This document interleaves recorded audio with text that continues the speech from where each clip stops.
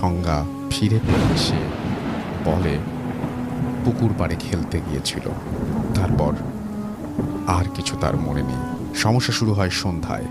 ধীরে ধীরে তার খিঁচুনি হতে থাকে, অদ্ভুত ভঙ্গিতে মোচড়াতে থাকে বিছানার ওপর। দেখতে দেখতে বাড়ির সব মানুষ ভিড় করে তাদের ঘরে।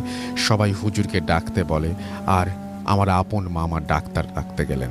বলা বাহুল্য, তখনকার সময় ডাক্তার পাওয়া সহজ ছিল না। এর মধ্যেই আমার এক চাচাতো মামি, যিনি একটু আগে এই সব বিষয় জানতেন, তিনি আলামিনকে আল কুরআনের সূরা ইয়াসিন পড়ে ফু দিতে থাকেন। কিন্তু তার পড়া শেষ হওয়ার আগে আল আমিন বিছানা থেকে উঠে দৌড় দেয়। কয়েকজন তাকে থামানোর চেষ্টা করেও পারেনি। এত ছোট একটা বাচ্চা এত জোরে দৌড়ানো অসম্ভব। আর শুরু হয় আবার সেই খোঁজ করা। লাইট হ্যারিকেন নিয়ে সবাই খুঁজতে যায়। ইতোমধ্যে